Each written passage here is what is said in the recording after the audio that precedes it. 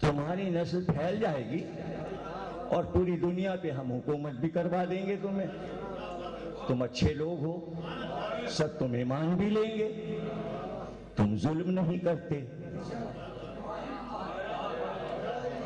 لیکن جو لا الہ کہا جائے گا, جو میرا نام لیا جائے گا, جو اللہ اکبر ہوگا, اس میں زندگی کے آثار نہیں ہوں گے. اس لیے کہ جب تک درد کا پہلو نہ ہو زندگی نہیں ہے. تو حسین نے پوچھا پھر تو کیا چاہتا ہے؟ اللہ نے کہا یہ سب کچھ تم دے دو گے تب میرا نام زندہ رہے گا قیامت تک. تب بس اتنی سی بات, تیرا نام اور یہ سب یہ لے جا اور تو رہ جا. کہ ایسے نہیں حسین, ایک دم سے نہیں دینا, یادگار بنا کے دینا. کیوں؟ اس لیے کہ ازل سے جب سے کہا تھا سر سے کہ سجدہ کر آدم کو, اور اس نے سجدہ نہیں کیا اور اس نے کمر باندھ لی سرکشی پر اور ساری دنیا میں فتنہ کرتا پھر رہا تھا. تو حرمبیہ کے دور میں فتنہ کیا, ہم عذاب لائے, طوفان لائے, قوموں کو فنا اور تباہ کر دیا. ہم فائنل راؤنڈ چاہتے ہیں. ہم یہ چاہتے ہیں کہ سر اپنی پوری طاقت لائے اور پھر حسین تم شکست دو اور ایک ایک ہتھیار لاؤ اور ایک ایک ہتھیار لاؤ اور آخر میں سب سے بڑا ہتھیار ایسا لاؤ کہ ہمیشہ کے لیے سر غرق ہو جائے اور منہ چھپائے, بھاگا پھرے. حسین نے کہا اچھا یہ لے پروردگار, سب سے بڑا ہتھیار علی اصغر.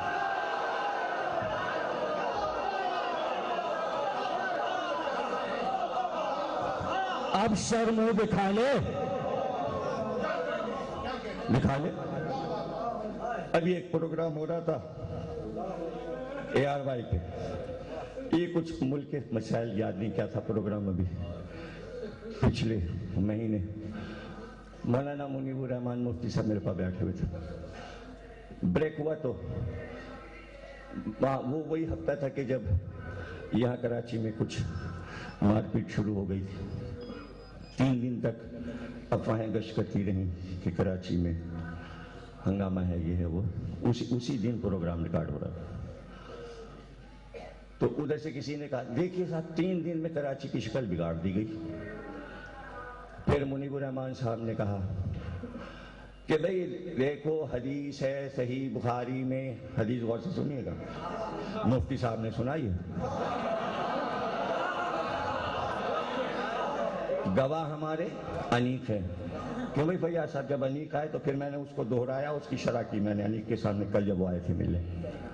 تو ان کا صحیح بخاری میں یہ حدیث ہے کہ ملک میں کوئی بھی ظلم ہوگا, کوئی بھی قتل ہوگا, مارا جائے گا, تو جو ملک کا صدر ہوگا وہ قاتل ہوگا. آج منیب الرحمان نے کراچی کے حالات پہ صحیح بخاری کی حدیث سنا دی. ذاکر نائک کو سناؤ کہ حسین قتل ہوئے, دمشق میں قاتل یزید ہے, حاکم قاتل ہے.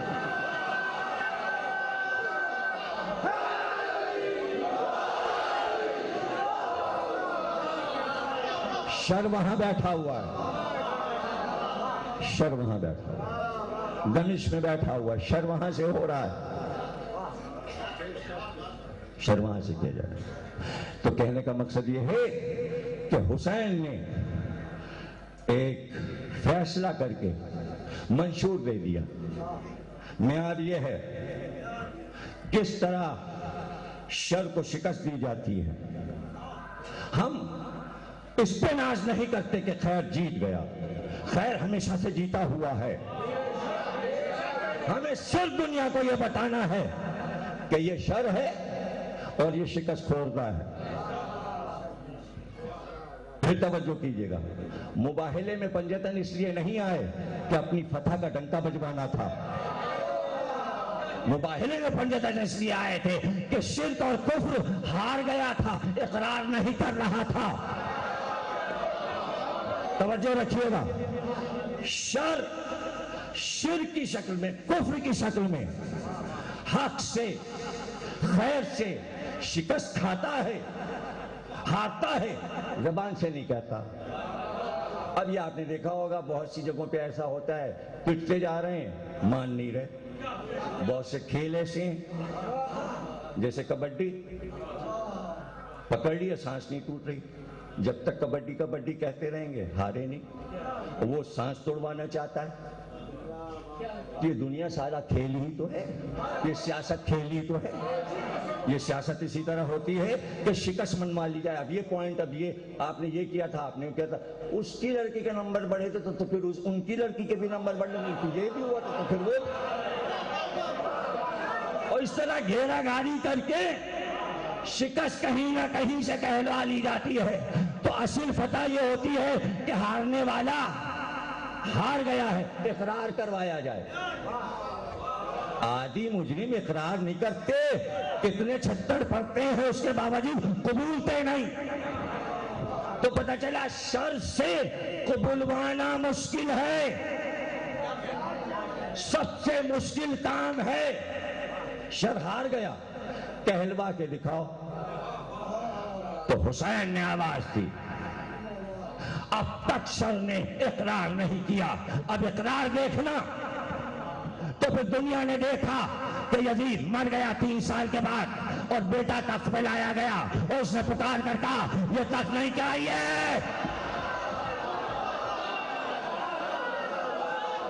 شر کے محل سے آواز آ رہی ہے، اہل بیت حق پر تھے، ہمارا باپ، ہمارا دادا، ارے گاندھی، ذاکر نائک، اسرار، کم از کم یزید کے بیٹے جیسے تو بنو۔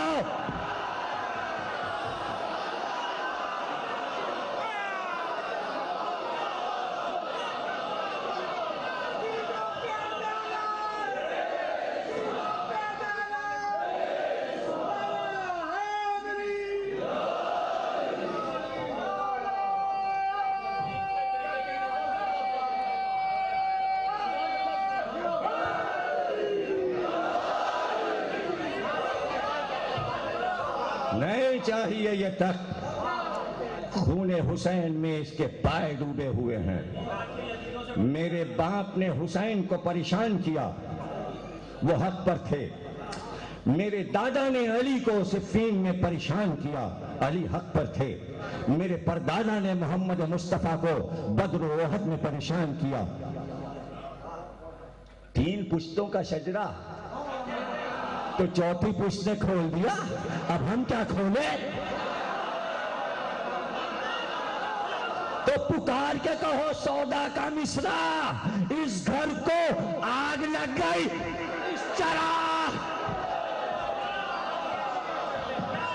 اس گھر کو آگ لگ گئی گھر کے چراغ سے۔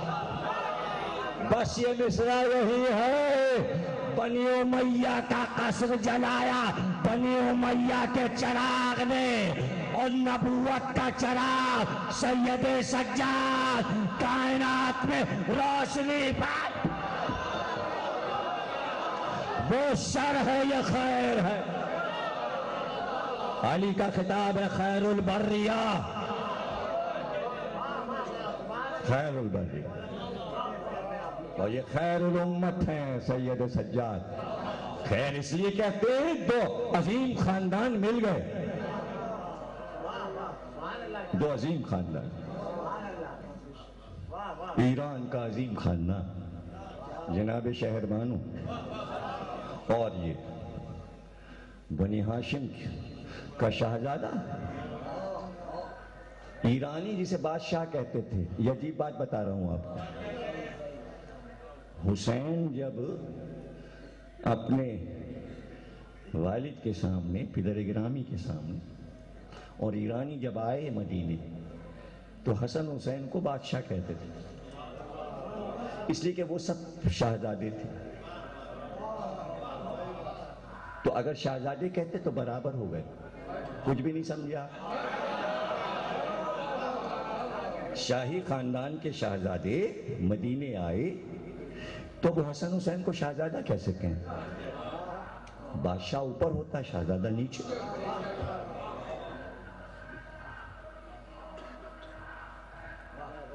تو اس میں سب سے مشہور شہزادے کا نام ہے ہرمز، جو حضرت شہربانو کا کزن ہے، چچزاد بھائی، شاہی خاندان کا شہزادہ ہے. مولا علی کا عاشق دار ہو گیا ہرمز. جب اصفہان میں یزدجرد نے انتقال کیا اور اس کے بعد یہ خبر ہوئی، ایک روایت کے مطابق ایسا ہے، اور ایک یہ ہے کہ ہرمز اور اس کے خاندان کے لوگوں نے یزدجرد کے گھر کی خواتین کو افغانستان کابل بھیج دیا تھا، اور کابل کے بادشاہ کی امان میں اس نے خط لکھا کہ شاہی خاندان کو اپنے پاس رکھو، اس لیے کہ آئے دن حملے ہو رہے ہیں عرب سے اور ہمارا محل محفوظ نہیں. امن ہو جائے تو انہیں واپس بھیج دینا اصفہان میں. سلطنتیں گزرتی رہیں یہاں تک کہ مولا علی کی حکومت کا دور آیا تو حریث بن جوفی جو کہ گورنر تھے مدائن کے اس وقت، انہوں نے امن کیا اس علاقے میں جو کہ سرحد ہے ایران اور عراق کی. مدائن جہاں سلمان فارسی کا روضہ ہے، موئی قصر کسرا ہے، آتش کدہ. شاہی خاندان کو اطلاع ہوئی تو ان کا بھائی چلو اب سرحد پار، اس لیے کہ افغانستان چھوڑتے کابل سے، اور سنا ہے کہ بہت اچھا حاکم آیا ہوا ہے عرب میں اور اس نے بڑا امن کر دیا. ابھی امن موضوع تو ہمارا ہو چکا، لیکن یہ سارے موضوع ایک دوسری جگہ کہیں نہ کہیں لفظ کی شکل میں آتے ہی رہیں گے. علی کا دور امن کا دور. اب ایران سے جنگ نہیں ہے، امن ہے. چلو تو سواریاں آئیں تو حریث کو پتہ چلا کہ بھئی شاہی شہزادیاں ہیں، بیویاں ہیں جو آئی ہوئی ہیں. تو فوراً خط لکھا مولا علی کو کہ ایران کا شاہی خاندان سرحد پار کر کے مدائن سے عراق میں داخل ہو رہا ہے، آپ کا کیا حکم ہے؟ مولا نے کہا حدیث رسول یہ ہے کہ کسی بھی ملک کا جو سربراہ خاندان ہو، بادشاہ خاندان ہو، حاکم خاندان ہو، اس کے گھر کی عورتوں کا ہمیشہ احترام کرو، چاہے وہ کافر اور مشرک کیوں نہ ہو. اس لیے ایران کے شاہی خاندان کو احترام کے ساتھ پردے میں مدینے بھجوا دو. پتہ چلا کہ صاحب 2 شہزادیاں اس میں ایران کے بادشاہ کی بیٹیاں ہیں. تو پورے مدینے میں کہتے ہیں کہ 2 رویا خواتین اپنے گھروں کی چھتوں پہ کھڑی ہو گئیں، اور جس وقت ایران کی شہزادیوں کی سواری آئی تو چاروں طرف سے پھولوں کی بارش کی گئی. یہ ہے شہربانوں کی مدینے میں آمد. یہ ہے مدینے میں آمد. پردہ مولا علی نے ڈلوا دیا اور اس کے بعد پردے میں بیویوں کو پہنچا دیا گیا، اور اس کے بعد مولا علی نے خطبہ دیا، استقبالیہ، اور کہا یہ شاہی مہمان ہیں ہمارے، لیکن ہم ظاہر ہے کہ حاکم ہیں، اس لیے ہم پر واجب ہے کہ ہم یہ بات بتا دیں ان بچیوں کو کہ ہم چاہتے یہ ہیں کہ یہاں آمد کے بعد تم اپنا اختیار کسی کو دے دو، ولی بنا دو، تاکہ تمہارا عقد اس سے کر دیا جائے جو تمہارا ولی جس کو پسند کرے. اور ظاہر ہے کہ تم لوگ شاہی خاندان سے ہو اور کوئی عام رشتہ ہم نہیں چاہتے کہ کسی عام سے تمہاری شادی ہو. لحاظ تو دیکھیے علی کا. تو ایک طرف سے کسی کی آواز آئی کہ بھئی جب یہ بادشاہ کی بیٹیاں ہیں تو پھر ان کے لیے کوئی بادشاہ چاہیے، کوئی شاہ چاہیے. تو ہرمز اس وقت اٹھے اور مولا علی کو مخاطب کیا اور انگلی کا اشارہ کر کے امام حسین کی طرف فارسی میں کہا شاہ ہست حسین، بادشاہ ہست حسین.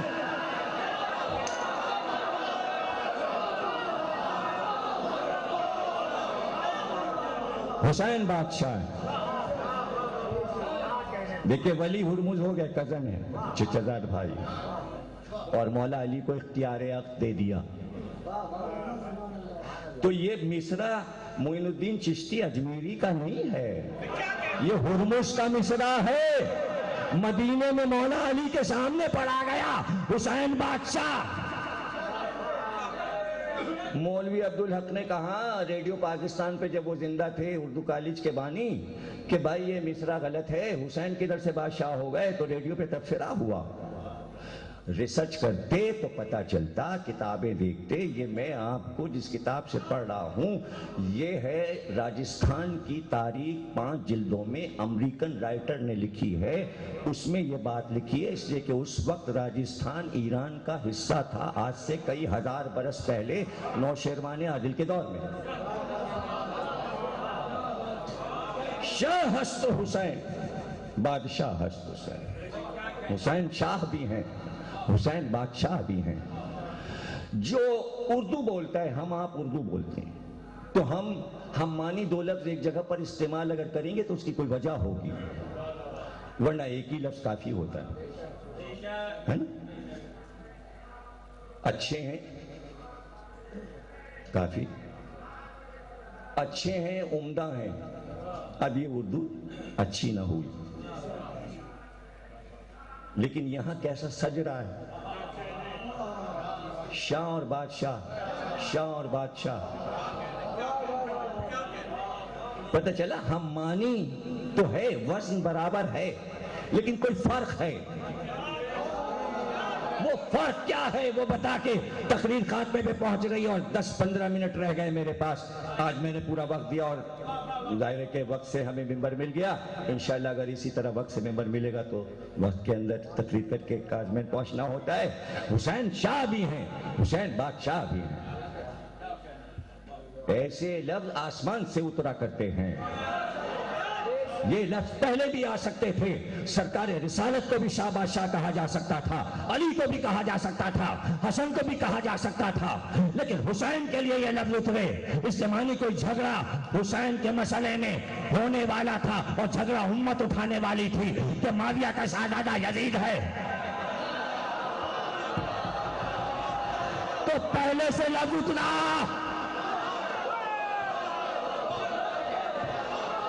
دیکھیں عجیب بات بتا رہا ہوں. لوگ کہتے ہیں کہ یزید جو ہے معاویہ کا شہزادہ ہے، لیکن معاویہ خود کس کا شہزادہ ہے؟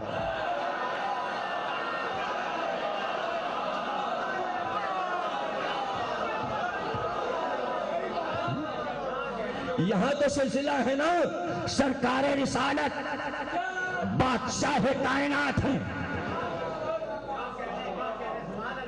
سرور کائنات ہیں، تو ان کے بیٹے، ان کی بیٹی سب شہزادی شہزادے. اس میں کیا بات ہے؟ سمجھ رہے نا؟ اب تک چل رہا ہے یہ سلسلہ.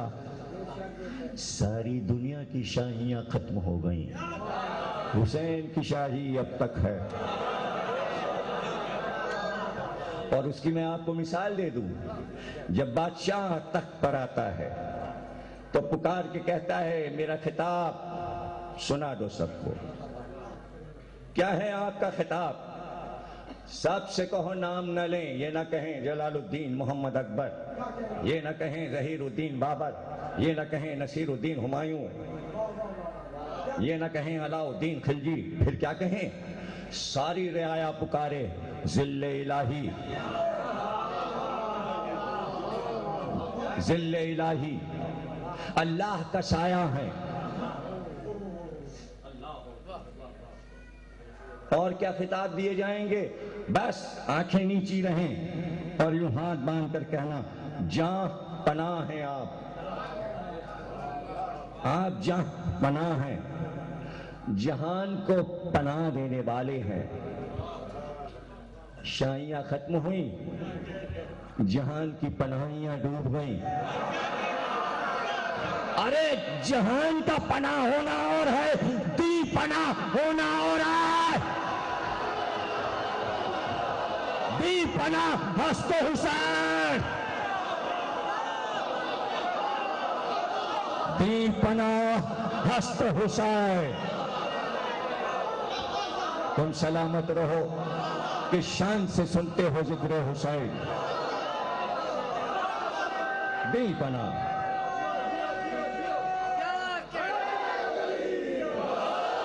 اگر جہان پناہ کہتے ملک کو پناہ نہ دے سکے، شہر کو پناہ نہ دے سکے، آواز آتی جان مال سب محفوظ رکھنا حاکم کا کام ہے، ہر جگہ شور و غل ہوتا ہے، بھائی آپ حق نہیں ادا کر رہے ہیں، یہ کیا ہو رہا ہے، یہ کیا ہو رہا ہے، تو کہاں پناہ دی؟ تو پتہ چلا جو اپنے ملک کو پناہ نہ دے پائے پورے جہان کو کیا پناہ دے گا۔ اچھا پھر ایک اور بات ہے کہ بھئی پناہ آپ دیجئے، بات تو جب ہے پورا جہان پکارے ذل الہی ہم آپ کی پناہ میں آتے ہیں، ذل الہی ہم آپ کی پناہ میں آتے ہیں، جہان پکارے۔ ارے حسین سے تو دین پکار رہا تھا مجھے پناہ میں لے لو، کیا تھک گئے؟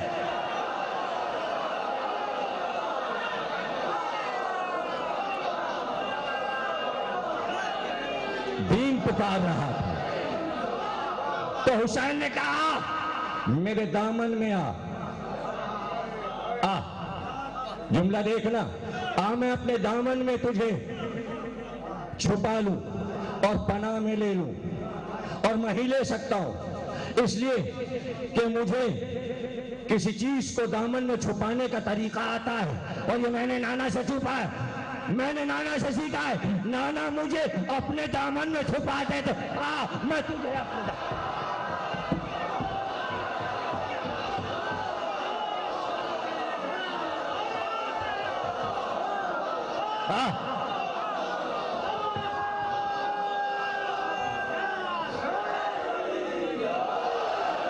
میں اپنے دامن میں چھپا لوں،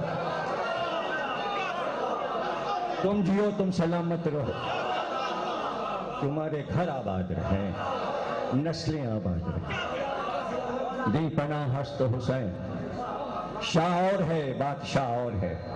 ہرمز نے کہا تھا، فارسی اس کی مادری زبان تھی، وہ جانتا تھا کہ مصرع ہے وزن میں ہے، نثر نہیں کہا تھا، اور عربوں میں بیٹھ کے کہا تھا، اس لیے کہ عرب جب عربی بولتے تھے تو سب مصرے ہوتے تھے، موضوع لفظ بولتے تھے، ان کے سامنے ہرمز نے کہہ دیا شاہ ہست حسین، بادشاہ ہست حسین۔ اب عرب کے پاس جواب کیا تھا عربی میں؟ ایسے لفظ تو لائے عربی، دو لفظ لا کر رکھ کر ہرمز نے کہا اب ریسرچ کرنا قیامت تک، اس لیے کہ لفظ اگر حسین سے جڑ جائے تو معجزہ بن جاتا ہے۔ بادشاہ اور ہے، شاہ اور ہے،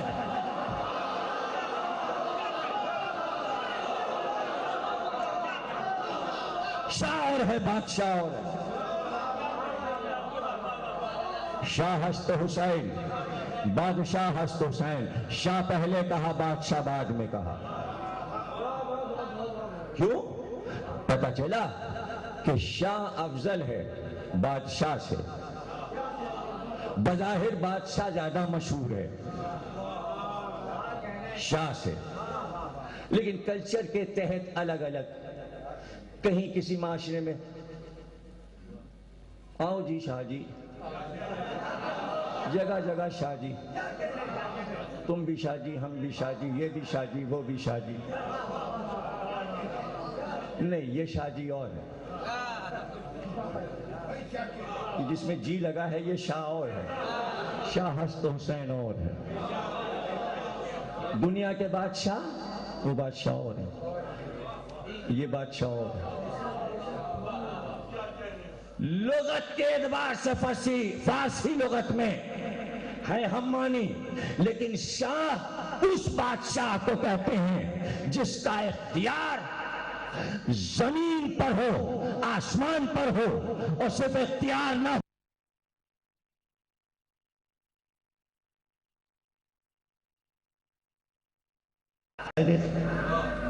اس لیے کہ اگر حسین یہ طے کر کے چلے ہیں کہ مجھے 6 مہینے تک مدینے سے باہر رہنا ہے، تو اگر 6 مہینے کا